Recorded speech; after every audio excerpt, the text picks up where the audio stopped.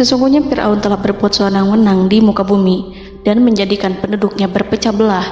Dia bertindak semena-mena, lalim, melampaui batas, lebih mementingkan kehidupan dunia dan berpaling dari ketaatan Rob yang Maha Tinggi.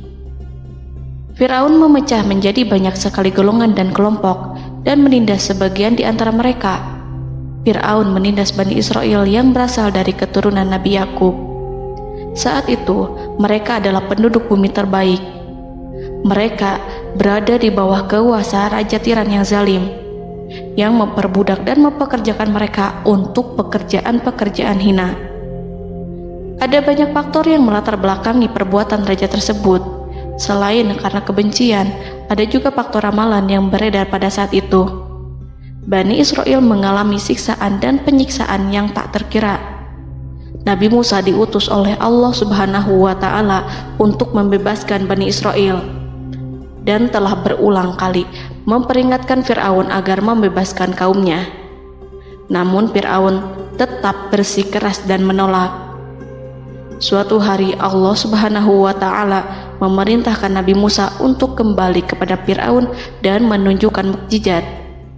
Di sana Nabi Musa menunjukkan beberapa mukjizat, termasuk mengubah tongkatnya menjadi ular raksasa dan di tangannya mengeluarkan cahaya. Namun Fir'aun tetap ingkar, dan dari situlah awal mula kehancuran Fir'aun dan pengikutnya. Tentang bagaimana detail kisah lengkapnya serta kelanjutan nasib Fir'aun, dari mana awal mula keangkuhan Fir'aun sampai mengakui dirinya sebagai Tuhan, serta dari mana sumber kekayaan Fir'aun yang sampai penasihatnya saja Qorun bisa membangun istana megah, akan dibahas lengkap di sini. Namun sebelum saya melanjutkan kisahnya, dimohon kepada pemirsa untuk menonton video ini sampai selesai, supaya tidak ada kesalahpahaman dalam memahami isi cerita, serta mohon bantu channel ini semakin berkembang dengan cara subscribe dan berikan like serta komen positifnya. Semoga bantuan pemirsa sekalian menjadi amal jariah dan bernilai pahala di sisinya. Bismillahirrahmanirrahim. Fir'aun menguasai seluruh negeri. Seiring dengan makmurnya negeri Mesir, kekuasaan Fir'aun semakin hari semakin bertambah. Fir'aun berkuasa tanpa ada yang berani menentang, dan dia membuat keputusan sesuka hatinya. Bahkan dengan kesombongannya, dia sampai berani mengaku sebagai Tuhan. Gelar Fir'aun Raja Mesir kuno punya pengaruh besar yang diyakini sebagai seorang yang bertanggung jawab untuk melindungi dunia pada saat itu. Fir'aun bukanlah nama seseorang, melainkan sebutan dalam Al-Quran yang merujuk pada seorang Raja Mesir yang sombong, suka menindas, dan sering melampaui batas, yang hidup ketika Nabi Musa alaihi salam bayi sampai dirinya dibinasakan oleh Allah di Laut Merah. Fir'aun merupakan sebuah gelar bagi raja-raja Mesir yang muncul di era New Kingdom. Pendapat Syekh Abdurrahman As-Sadi mengatakan bahwa Fir'aun merupakan gelar yang diberikan kepada raja-raja Mesir, sebagaimana Raja Babil disebut Namrud, Raja Habasyah disebut An-Najasyi, Raja Yaman disebut Al-Qil, atau Raja Persia yang disebut Kisra, penguasa Roma yang dijuluki Kaisar. Sebutan Fir'aun dalam Al-Quran ini menjurus pada Raja Mesir yang hidup pada tahun 1527 sampai 1407 sebelum Masehi. Fir'aun dikhususkan untuk menyebut penguasa Mesir yang membangkang dan tidak beriman kepada Allah Subhanahu wa Ta'ala. Sedangkan yang beriman kepadanya dikenal dengan nama Malik, yang saat itu hidup di zaman Nabi Yusuf alaihi salam. Sebagian ahli sejarah mengatakan bahwa penguasa Mesir pada masa Nabi Yusuf disebut Al-Malik atau Raja, tidak disebut Fir'aun, karena kedua penguasa ini berbeda asal daerahnya. Penguasa Mesir pada masa Nabi Yusuf berasal dari Mesir pesisir, sehingga mudah untuk menerima perubahan. Sedangkan Fir'aun pada masa Nabi Musa berasal dari pedalaman Mesir yang mempunyai watak dan karakter keras serta kolot, dan tidak mudah menerima orang-orang di luar kalangan mereka. Dari keterangan di atas dipahami kenapa penguasa Raja Mesir pada masa Nabi Yusuf percaya kepada Nabi Yusuf dan mengikuti agama Nabi Yusuf, yaitu Islam. kemudian diikuti oleh rakyatnya. Sebagian ahli sejarah menyamakan Fir'aun dengan Mas'ab ibnu Royan. Ada pula yang menyatakan bahwa Fir'aun anaknya Walid ibnu Mas'ab ibnu Royan dari salah satu kaum Ad. Para Fir'aun Mesir kuno memperoleh kekayaan dan membangun kerajaan mereka yang megah melalui berbagai sumber. Beberapa sumber utama kekayaan dan pembangunan kerajaan Fir'aun adalah sumber daya alam. Mesir kuno diberkati dengan sumber daya alam yang melimpah, termasuk emas, tembaga, dan batu mulia yang ditambang dari wilayah gurun dan lembah. Sungai Nil juga menyediakan tanah yang subur untuk pertanian yang menjadi dasar ekonomi Mesir kuno. Air yang sangat penting ini memungkinkan kota-kota tumbuh di tengah gurun. Lonjakan air dan nutrisi itu mengubah lembah Nil menjadi tanah pertanian yang produktif. Menurut Organisasi Pangan dan Pertanian PBB, petani Mesir kuno adalah salah satu kelompok pertama yang melakukan pertanian dalam skala besar, menanam tanaman makanan seperti gandum, serta tanaman industri seperti rami untuk membuat pakaian.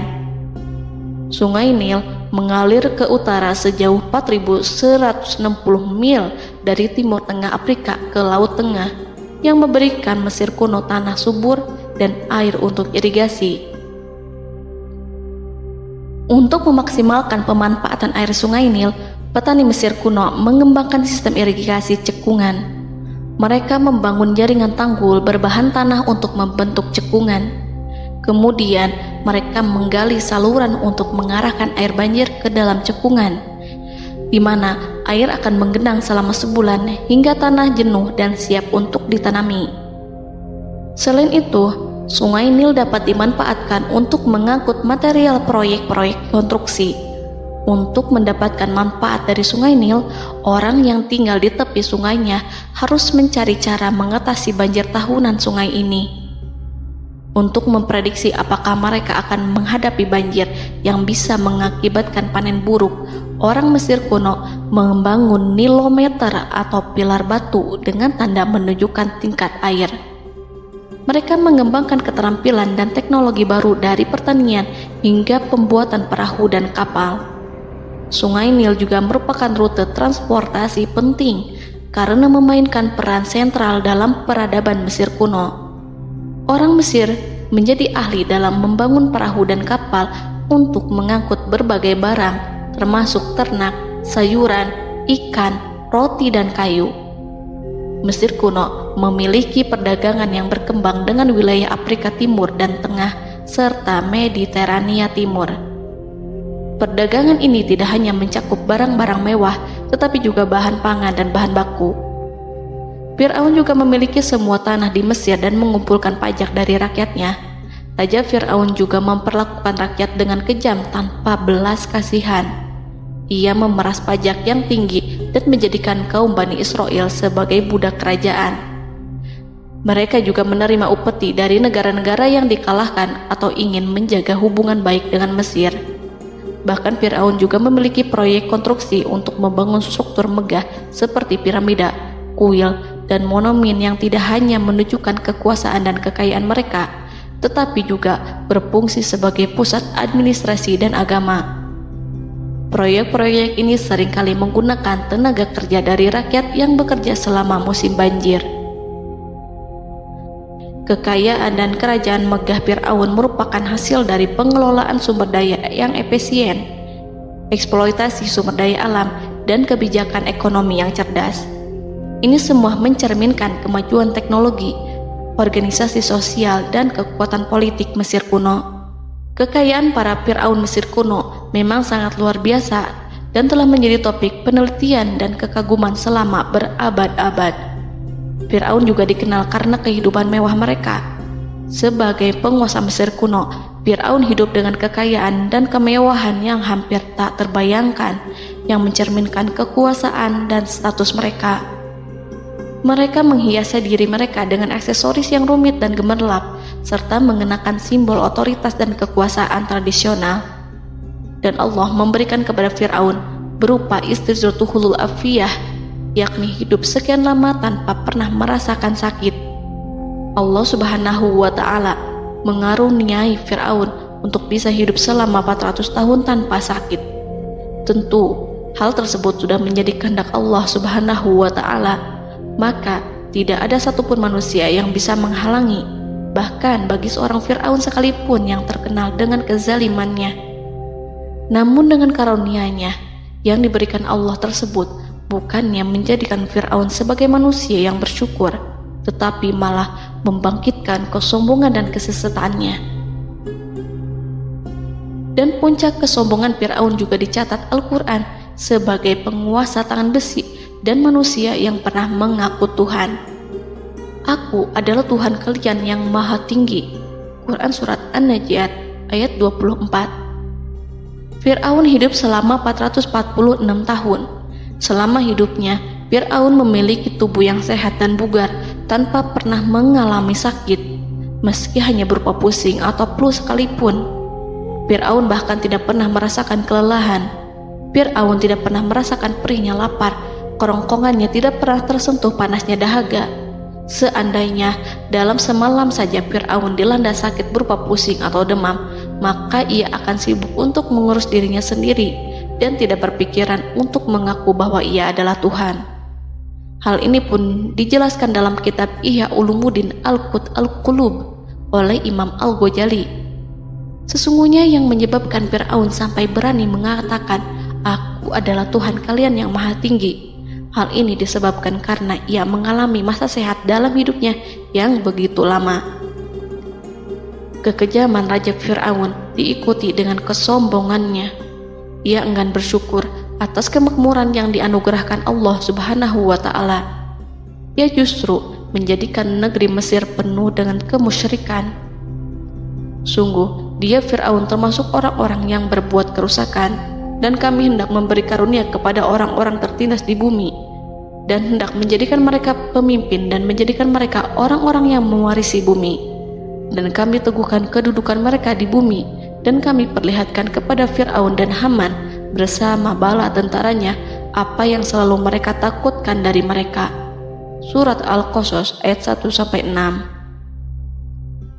Haman yang merupakan penasihat dan sekaligus pelaksana proyek pembangunan menara untuk Fir'aun yang ikut berkontribusi dalam kesesatan Fir'aun, dan dia juga yang menjadi aktor utama atas kezaliman Fir'aun yang nantinya memberikan nasihat kepada Fir'aun dan mendorongnya untuk menolak ajaran Nabi Musa alaihi salam. Faktor yang mendorong Fir'aun melakukan tindakan keji ini adalah Bani Israel yang mempelajari suatu hal yang mereka riwayatkan dari Ibrahim, bahwa suatu saat nanti akan lahir seorang anak Bani Israel yang akan menghancurkan kekuasaan Raja Mesir. Berita gembira ini terjadi saat insiden antara Sarah, istri Nabi Ibrahim alaihissalam, dengan Raja Mesir yang saat itu berniat jahat terhadap Sarah. Namun Allah menjaganya. Berita gembira ini santer terdengar di antara Bani Israel. Kaum Kipti juga membicarakan berita ini, hingga sampailah juga ke telinga Fir'aun. Sebagian amir dan orang-orang dekat Fir'aun menyampaikan hal itu kepadanya saat tengah berbincang pada malam hari. Waktu itu Fir'aun langsung menginstruksikan untuk membunuh seluruh anak laki-laki Bani Israel untuk mengantisipasi kelahiran anak yang dimaksud. Tapi apa boleh buat, kewaspadaan sama sekali tidak bisa menghindari takdir. Suatu ketika Fir'aun bermimpi seakan-akan api datang dari arah Baitul Maqdis lalu membakar semua rumah Mesir dan seluruh kaum Kipti. Namun, api tersebut tidak membahayakan Bani Israel. Saat bangun, Fir'aun merasa takut oleh mimpi itu. Ia kemudian mengumpulkan seluruh paranormal dan tukang sihir. Fir'aun bertanya kepada mereka terkait mimpi itu. Mereka berkata, akan lahir seorang bayi laki-laki dari kalangan Bani Israel yang akan menghancurkan penduduk Mesir. Sebab itulah Fir'aun memerintahkan untuk membunuh anak laki-laki dan membiarkan hidup anak perempuan. Fir'aun sangat mewaspadai agar Musa tidak lahir, hingga menunjuk sejumlah laki-laki dan dukun beranak berpatroli memeriksa para wanita hamil dan mendata waktu kelahiran mereka. Jika ada yang melahirkan anak laki-laki, si bayi langsung disembelih oleh para algojo seketika itu juga. Allah berfirman, kami mengilhamkan kepada ibu Musa, susuilah dia Musa. Jika engkau khawatir atas keselamatannya, hanyutkanlah dia ke sungai Nil dalam sebuah peti yang mengapung. Janganlah engkau takut dan janganlah pula bersedih. Sesungguhnya kami pastikan mengembalikan kepadamu dan menjadikan sebagai salah seorang rasul.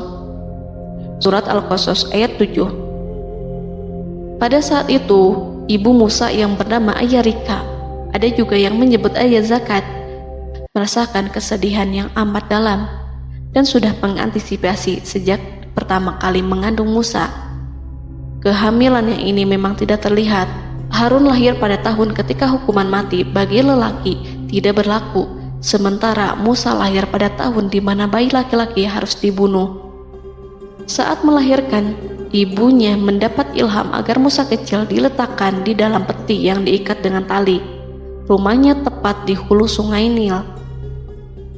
Ia menyusui Musa, kemudian ketika khawatir pada seseorang, ia meletakkan Musa di peti itu, lalu dilepaskannya ke lautan, sementara talinya tetap dipegang. Setelah semua orang pergi, ia tarik kembali peti itu. Namun suatu hari, ibu Musa melepaskan peti itu, tetapi dia lupa tidak mengikatnya dengan tali, sehingga peti berisi Musa kecil itu hanyut bersama aliran sungai Nil hingga melintas tepat di depan istana Fir'aun. Selir-selir Fir'aun itu memungut peti dalam kondisi tertutup rapat. Mereka tidak berani membukanya. Peti itu kemudian diletakkan di depan istri Fir'aun, Asiyah binti Muzahim. Ada pendapat yang mengatakan bahwa Asiyah berasal dari Bani Israel dari keturunan Musa. Saat membuka penutup peti dan menyingkap tirai penutupnya, Asiyah melihat wajah Musa kecil memancarkan sinar-sinar nubuah kemuliaan. Begitu melihatnya, Asiyah langsung jatuh hati dan sangat mencintainya. Saat Fir'aun tiba, ia berseru, "Apa ini?" Kemudian ia memerintahkan untuk menyembelihnya, tetapi sang istri meminta agar bayi tersebut diberikan kepadanya. Sang istri berkata, "Dia adalah penyejuk mata hati bagiku dan bagimu." Fir'aun menimpali, "Iya, bagimu, tapi bagiku tidak. Aku tidak memerlukan bayi itu." Petaka memang selaras dengan tutur kata. Kata-kata istri Fir'aun, mudah-mudahan dia bermanfaat kepada kita. Allah memberikan manfaat yang ia harapkan. Di dunia, Allah memberikan hidayah padanya melalui sosok Musa, dan di akhirat, Allah menempatkan dia di surganya karena Musa. Atau kita ambil dia menjadi anak. Keduanya pun mengadopsi Musa karena mereka berdua tidak punya anak. Perkataan Asiyah ini diabadikan dalam Al-Quran surat Al-Qasas ayat 9. Dan berkatalah istri Fir'aun, "Ia adalah penyejuk mata hati bagiku dan bagimu. Janganlah kamu membunuhnya. Mudah-mudahan ia bermanfaat kepada kita atau kita ambil ia menjadi anak, sedangkan mereka tidak menyadari." Dalam ayat ini Allah Subhanahu wa Ta'ala berfirman yang artinya, sedangkan mereka tidak menyadarinya. Ibnu Katsir menjelaskan maksud dari ayat ini, mereka tidak mengetahui apa yang dikehendaki Allah, bahwa di tangan anak itulah terjadinya kehancuran masa depan Fir'aun dan bala tentaranya. Mereka tidak mengetahui hukuman besar Allah yang dikehendaki terhadap Fir'aun dan pasukannya. Mereka tidak tahu bahwa Allah menakdirkan mereka untuk memungutnya. Saat Musa tinggal di kediaman Fir'aun, pihak keluarga ingin menyusuinya. Namun Musa tidak mau menerima susu wanita manapun. Ia juga tidak mau makan, hingga mereka dibuat bingung karenanya. Mereka berusaha sebisanya untuk memberi Musa makan, namun Musa tidak mau. Seperti yang Allah sampaikan dalam surat Al-Qasas ayat 12. Dan kami cegah dia Musa menyusu kepada perempuan-perempuan yang menyusuinya sebelum itu. Mereka kemudian mengirim Musa bersama para dukun beranak dan sejumlah wanita ke pasar. Mungkin Musa mau menyusu pada seorang wanita di sana. Saat semua orang berdiri di hadapan Musa, saudari Musa melihatnya. Ia tak memperlihatkan sikap seakan-akan mengenal bayi yang sebenarnya adalah adiknya. Mereka kemudian pergi bersama saudari Musa itu ke kediaman Musa. Musa kecil kemudian digendong ibunya untuk menyusui bayi itu. Bayi yang tidak lain adalah anaknya sendiri, langsung menyusu dengan lahap. Melihat hal itu, mereka merasa sangat puas dan gembira. Mereka pun melaporkan peristiwa yang sangat menggembirakan itu kepada Asia. Asia meminta agar perempuan yang tidak lain adalah ibunya Musa itu untuk menetap bersamanya dan memohon kebaikan serta kesediaannya. Namun, perempuan itu menolaknya seraya berkata, "Sesungguhnya aku mempunyai suami dan anak-anak yang tidak bisa aku tinggalkan. Akan tetapi, aku siap melakukan jika bayi itu dibawa kepadaku ke rumahku." Akhirnya Asia mengutus ajudan kerajaan untuk menyerahkan bayi itu kepada ibunya Musa untuk disusui secara rutin. Asia kemudian memberikan berbagai macam fasilitas kepada ibu Musa berupa biaya nafkah sehari-hari, pakaian-pakaian bagus, dan beberapa hadiah istimewa yang lainnya sebagai kompensasi upah menyusui bayi itu. Akhirnya Musa kecil kembali ke pangkuan ibunya dan berada di bawah asuhannya. Allah telah menyatukan kembali bayi yang bernama Musa itu dengan ibunya sendiri. Fir'aun tidak akan menyangka jika Allah telah mempersiapkan sesuatu yang besar lewat kehadiran Musa kecil di kerajaannya. Sang raja bengis lagi terpedaya oleh banyaknya pasukan yang dimiliki, kekuasaan dan luasnya kerajaan yang maha agung yang tak terkalahkan, dan takdirnya tak bisa ditentang. Allah telah memutuskan bahwa bayi itu yang dia dan pengikutnya waspadai keberadaannya itu hingga dengan bengis membunuh banyak sekali nyawa yang tak terhitung jumlahnya. Padahal anak tersebut justru tumbuh dewasa di kediamannya, di atas kasurnya, memakan makanannya dan meminum yang ada di rumahnya. Fir'aun sendiri justru mengadopsi dan merawat serta mengasuhnya tanpa menyadari rahasia besar di balik itu. Anak itu yang membuatnya binasa di dunia dan akhirat karena menentang kebenaran yang nyata yang ia sampaikan kepadanya. Nabi Musa tumbuh dan hidup sebagai salah seorang dari keluarga kerajaan hingga mencapai usia dewasanya, di mana ia memperoleh asuhan dan pendidikan sesuai dengan tradisi istana. Allah Subhanahu wa Ta'ala mengaruniakannya hikmah dan pengetahuan sebagai persiapan tugas kenabian dan risalah yang diwahyukan kepadanya. Musa tumbuh menjadi seorang pemuda yang mempunyai fisik dan akhlak yang kuat. Allah anugerahkan kepada Musa kesempurnaan tubuh dan kekuatan jasmani. Musa juga menyadari bahwa dia hanyalah anak angkat. Tidak setetes pun darah Fir'aun mengalir padanya, dan bahwa ia keturunan Bani Israel yang ditindas dan diperlakukan sewenang-wenang oleh Fir'aun dan kaumnya. Maka dia berjanji kepada dirinya sendiri akan menjadi pembela bagi kaum-kaum yang lemah yang tertindas. Kekuatan fisik Nabi Musa memang tidak bisa diragukan. Itu terbukti pada saat Nabi Musa mampu mengangkat batu penutup sumur seorang diri, padahal batu itu hanya bisa diangkat oleh 10 orang laki-laki. Peristiwa kedua saat perkelahian antara Bani Israel dan orang Kipti atau kaumnya Fir'aun, suku asli Mesir. Saat orang Israel meminta pertolongan kepada Musa untuk mengalahkan orang Kipti, Musa menghampiri orang Kipti tersebut. Dengan tangan terkepal, Musa meninju orang Kipti dan matilah musuhnya itu. Orang Kipti hanya mati karena pukulan itu. Musa tidak sengaja dan tidak bermaksud untuk membunuh orang Kipti. Musa hanya berniat membuatnya jera. Dan karena peristiwa itulah Nabi Musa pergi meninggalkan Mesir, karena Musa takut terhadap Fir'aun dan tentaranya yang akan membunuhnya. Karena jika mereka tahu bahwa Musa membunuh orang Kipti demi membela salah seorang Bani Israel, akan membuat Fir'aun dan pengikutnya mencurigai bahwa Musa memang berasal dari Bani Israel, dan pada akhirnya akan memicu sebuah permasalahan besar. Dan pada waktu yang sudah ditentukan oleh Allah, sekitar 10 tahun Nabi Musa meninggalkan Mesir. Pada akhirnya Allah mengamanahkan dia sebagai seorang rasul. Allah anugerahkan kepadanya hikmah kenabian dan pengetahuan di usia 40 tahun. Allah perintahkan Musa kembali ke Mesir untuk menghadapi Fir'aun dan mengajak dia mengakui Tuhan semesta alam. Tugas ini penuh dengan bahaya, mungkin bisa membuat Musa kehilangan nyawa, tetapi menuruti perintah Allah itu mutlak baginya. Ditemani oleh saudaranya Harun untuk membantunya membenarkan perkataannya.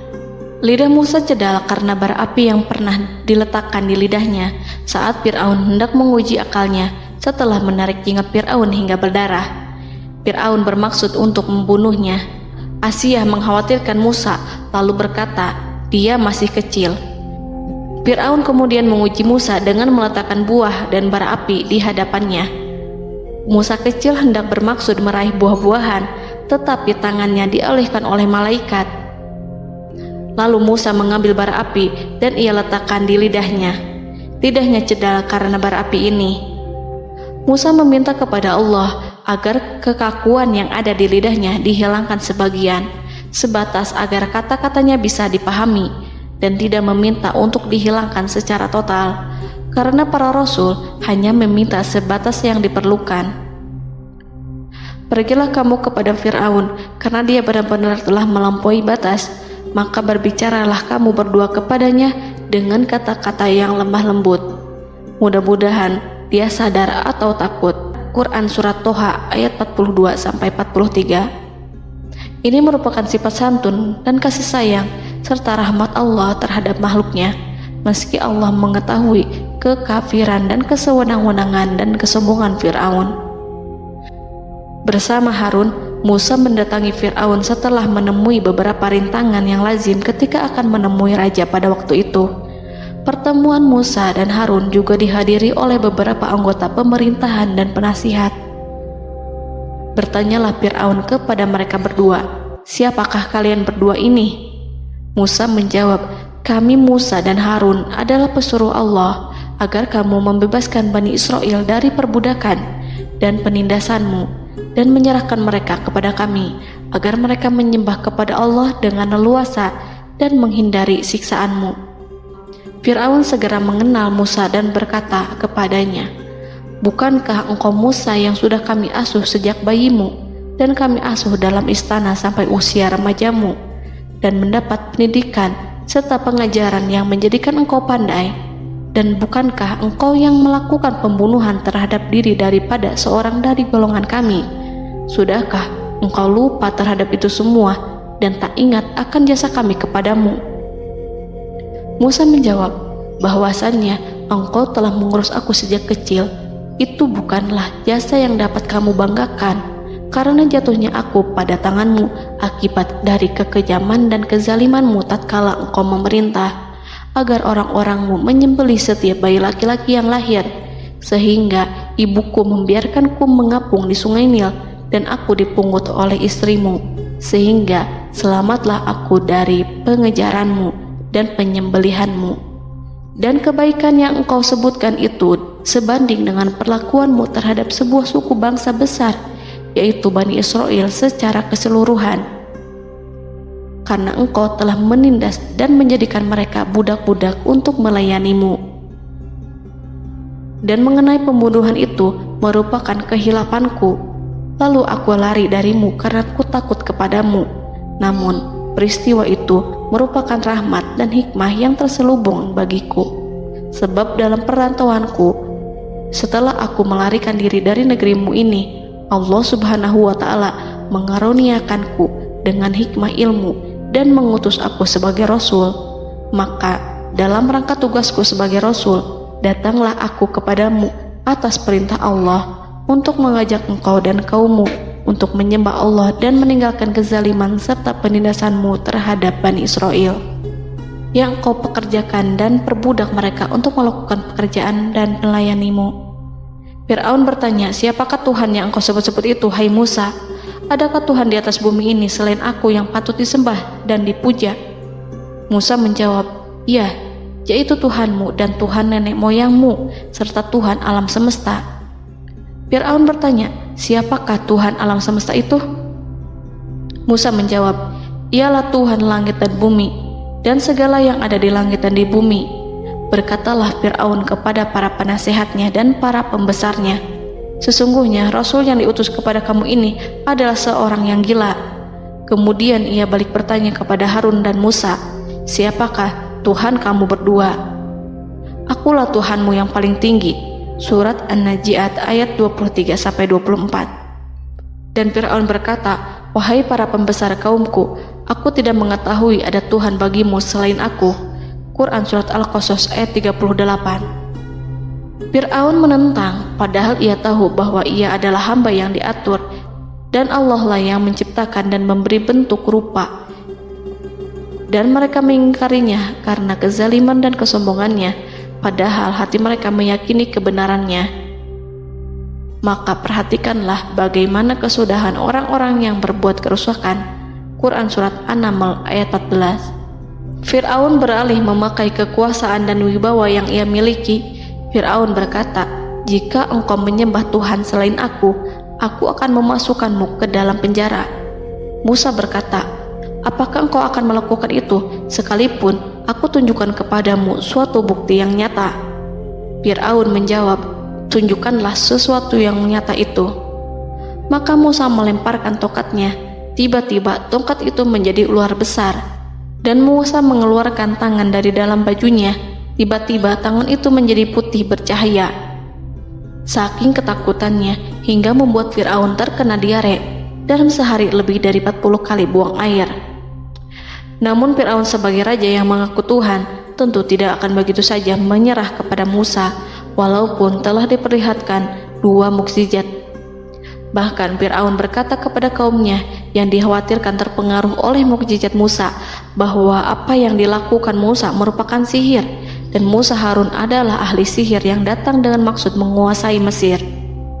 Salah satu penasehatnya, yaitu Haman, mengusulkan agar mengumpulkan semua ahli sihir dari berbagai penjuru kerajaan untuk bertanding mematahkan sihir Musa, yang tanpa pikir panjang Fir'aun setujui.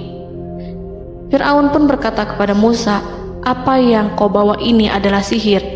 Kami akan melawanmu dengan sihir yang sama. Fir'aun pun kemudian meminta Musa untuk bertemu pada waktu dan tempat yang disepakati, dan langsung disetujui Nabi Musa tanpa ragu sedikit pun.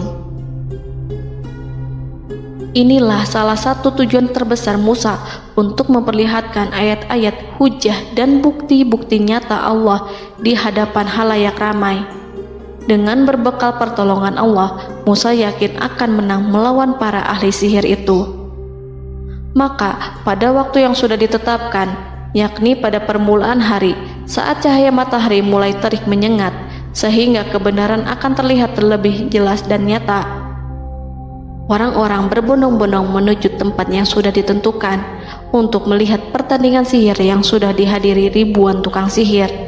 Menurut Muhammad bin Ka'ab, mereka berjumlah 80.000 ahli sihir.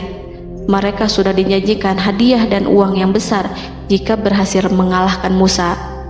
Para penyihir istana berkata, wahai Musa, apakah engkau yang mau lebih dahulu ataukah kami? Musa menjawab, silahkan kalian lebih dahulu. Maka ketika tali-tali dan tongkat-tongkat ahli sihir dilemparkan, tiba-tiba berubah menjadi seakan-akan ia merayap cepat karena sihir mereka. Ada rasa takut yang menyelimuti hati Musa, takut jika orang-orang terkena fitnah sihir dan tipu daya mereka. Namun Allah langsung menguatkan Musa dan berkata yang diabadikan dalam Quran Surat Toha ayat 65-69, janganlah engkau takut, sungguh engkaulah yang unggul, dan lemparkanlah apa yang ada di tangan kananmu, niscaya ia akan membuat. Apa yang mereka buat itu hanyalah tipu daya tukang sihir belaka, dan tidak akan menang tukang sihir itu dari manapun ia datang. Saat Musa melemparkan tongkat, tongkat itu berubah menjadi ular besar yang memiliki kaki berleher besar dan bentuk yang menakutkan, hingga semua orang lari dan menjauh. Ular itu kemudian menelan tali-tali para tukang sihir dengan satu persatu dengan gerakan super cepat. Semua orang melihatnya dengan penuh keheranan, sementara para tukang sihir mereka tercengang dan bingung kala melihatnya. Mereka melihat sesuatu yang sama sekali tidak pernah terlintas di benaknya dan juga berada di luar bidang yang mereka kuasai. Saat itulah mereka tahu pasti bahwa yang mereka lihat itu bukanlah sihir, sulap, khayalan ilusi ataupun kebohongan semata, tetapi sebuah kebenaran yang hanya bisa dilakukan oleh Yang Maha Benar, yang mengutus mukjizat tersebut dengan benar. Allah menyingkap tabir kelalaian dari hati mereka, menyinarinya dengan petunjuk yang Ia ciptakan dan menyingkirkan gumpalan keras di hatinya. Mereka segera bertaubat dan tunduk sujud kepadanya. Dengan lantang mereka mengatakan kepada semua yang hadir tanpa memperdulikan hukuman ataupun siksaan apapun, "Kami beriman kepada Rob seluruh alam, yaitu Tuhannya Musa dan Harun." Fir'aun yang congkak dan sombong tentu sangat marah dengan apa yang disaksikannya itu ketika melihat ahli-ahli sihirnya begitu cepat menyerah dan mengakui kekalahan kepada Musa, bahkan menyatakan beriman kepada Tuhan Musa dan Harun. Tindakan itu dianggapnya sebagai pelanggaran terhadap kekuasaannya dan penentangan terhadap ketuhanannya dan merupakan tamparan bagi kewibawaannya. Fir'aun berkata kepada mereka, "Apakah kalian telah beriman kepada Musa sebelum aku memberi izin? Kenapa kalian tidak terlebih dahulu bermusyawarah kepadaku sebelum melakukan tindakan keji di hadapan rakyatku ini? Dia itu pemimpinmu yang mengajarkanmu sihir, dan bukankah ini adalah persengkongkolanmu terhadapku? Musa dapat mengalahkan kamu sebab ia mungkin merupakan guru dan pembesar yang mengajari sihir kepadamu, dan kamu telah mengaturnya, dan sandiwaramu ini tak akan kubiarkan.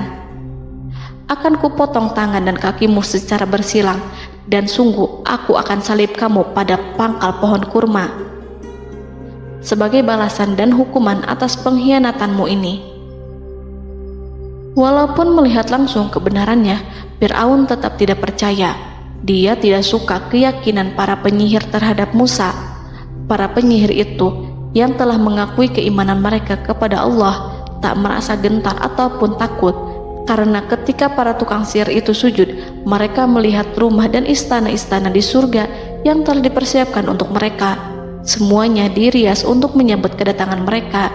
Karena itu, mereka tidak peduli dengan ancaman Fir'aun. Setelah peristiwa kekalahan penyihir Fir'aun dengan mukjizat Nabi Musa itu, Fir'aun serta penasihat dan para pembesarnya, termasuk Haman, merencanakan penindasan yang lebih kejam untuk kaum Bani Israel dan merencanakan pembunuhan terhadap Nabi Musa. Fir'aun khawatir jika gerakan Musa tidak dipatahkan akan mengancam kerajaan dan kewibawaannya yang mengaku sebagai Tuhan. Walaupun sudah diingatkan oleh orang mukmin dari kalangan keluarga Fir'aun agar tidak membunuh Nabi Musa dan menyeru kembali menuju jalan yang benar dan mengingatkan kepada akibat yang buruk yang akan didapati nanti, namun Fir'aun dan penasihatnya tetap berada pada kesesatan. Sebagai balasannya, Allah menghukum Fir'aun dan penduduknya dengan kekeringan dan penyakit yang bertahun-tahun karena menolak Rasulnya. Mereka dilanda banjir bandang, darah yang bercampur dengan seluruh air yang ada. Setiap kali mereka akan mengambil air, baik air sumur ataupun air sungai Nil, pasti akan berubah menjadi darah segar. Serbuan belalang pun tidak bisa mereka hindari. Belalang menghinggapi tanaman hingga tak menyisakan satupun buah, daun ataupun rumput. Serangan hama dan wabah katak juga mengerumuni mereka hingga berjatuhan di makanan, wadah-wadah, sampai-sampai ketika ada yang membuka mulut untuk makan ataupun minum, pasti ada katak yang jatuh di situ. Semua hukuman itu hanya menimpa Fir'aun dan pengikutnya, sama sekali tidak menimpa Nabi Musa dan Bani Israel. Namun mereka tidak belajar ataupun berubah, mereka tetap saja kafir dan hanyut dalam kejahatan. Setiap kali Allah timpakan hukuman kepada Fir'aun dan pengikutnya, mereka bersumpah dan berjanji kepada Musa untuk beriman. Namun ketika hukuman itu dihilangkan, mereka ingkar janji berpaling dan kembali kepada keburukan seperti sedia kala. Dari semua penderitaan ini, Allah perintahkan Musa membawa pengikutnya keluar dari Mesir, memulai perjalanan berbahaya antara hidup dan mati. Setelah mengetahui keberangkatan Nabi Musa dan Bani Israel, Fir'aun bersama tentaranya bergerak untuk membantai mereka. Dengan pasukan besar yang berjumlah lebih dari 1.600.000 personil, ditambah 100.000 ekor kuda berwarna hitam legam, Fir'aun berhasil mengejar rombongan Nabi Musa yang saat itu berjumlah 600.000 prajurit di pantai Laut Merah saat matahari terbit. Pasukan Fir'aun mengepung mereka dari semua arah. Di belakang mereka ada tentara Fir'aun yang kejam, sementara di hadapan mereka Laut Merah yang membentang luas.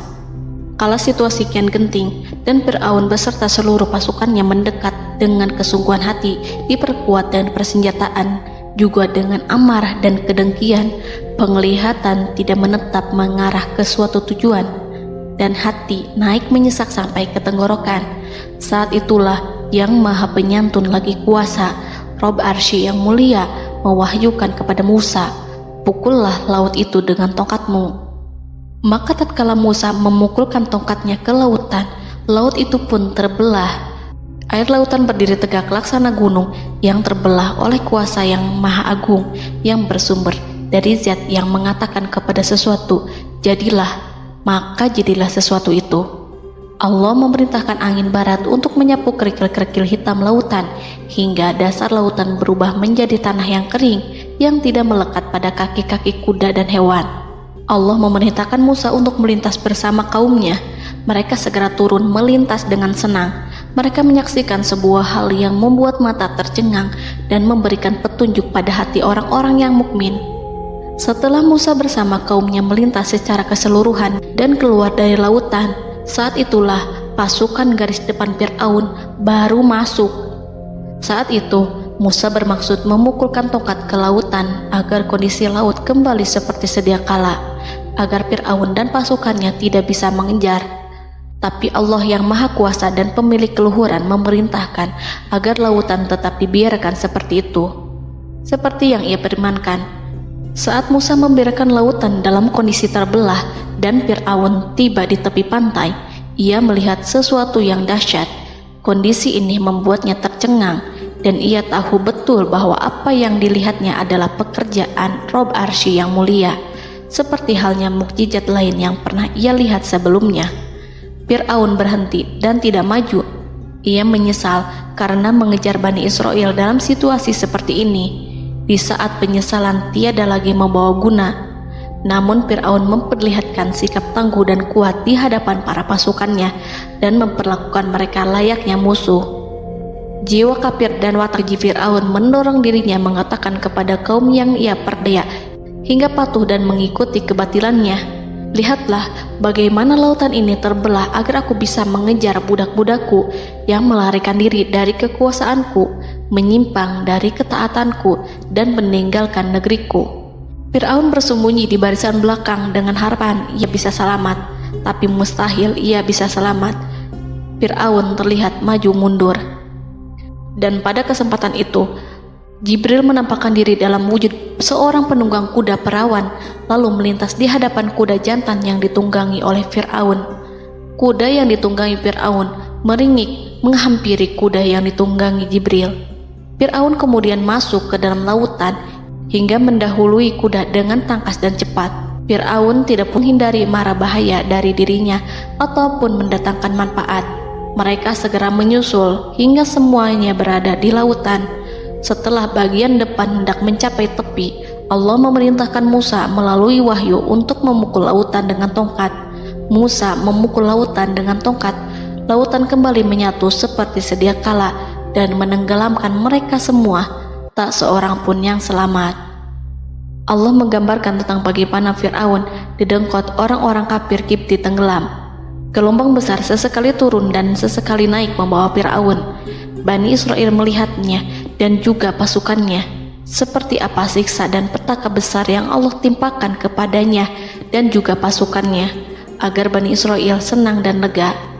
Saat Fir'aun menyaksikan kematian dan mulai sakarat, ia kembali kepada jalan kebenaran dan bertaubat, serta beriman pada saat keimanan tiada lagi membawa guna. Seperti yang Allah sampaikan dalam ayat yang lain, sesungguhnya orang-orang yang dipastikan mendapat ketetapan Rabb-Mu tidaklah akan beriman meskipun mereka mendapat tanda-tanda kebesaran Allah hingga mereka menyaksikan azab yang pedih. Quran Surat Yunus ayat 96-97. Seperti itulah Musa mendoakan keburukan pada Fir'aun dan golongannya agar harta benda mereka dibinasakan, hati mereka diikat sehingga mereka tidak akan beriman hingga melihat siksaan yang pedih, yaitu ketika keimanan tidak ada lagi membawa guna bagi mereka, sekaligus sebagai penyesalan bagi mereka. Allah berfirman kepada Musa dan Harun saat keduanya mengucapkan doa tersebut, sungguh telah diperkenankan permohonan kamu berdua. Quran Surat Yunus ayat 89. Siksaan yang ditimpakan kepada Fir'aun dan pasukannya ini merupakan jawaban atas doa Musa dan saudaranya Harun.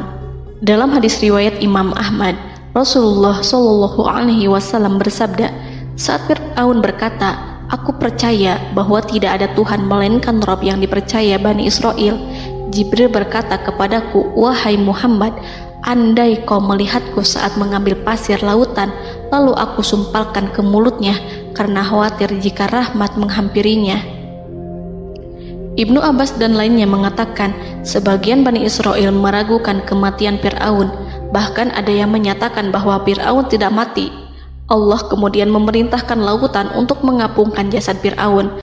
Maka pada hari ini kami selamatkan jasadmu, yaitu dengan mengenakan baju perang yang dengannya kau dikenali, agar engkau dapat menjadi pelajaran bagi orang-orang yang datang setelahmu, yaitu agar kau menjadi bukti bagi Bani Israel atas kekuasaan Allah yang membinasakan Fir'aun. Karena itu, sebagian salaf membaca, kemungkinan yang dimaksud adalah kami menyelamatkan jasadmu beserta baju perangmu agar kau menjadi pelajaran bagi orang-orang setelahmu dari kalangan Bani Israel, dan mereka tahu bahwa kau telah binasa. Wallahu a'lam.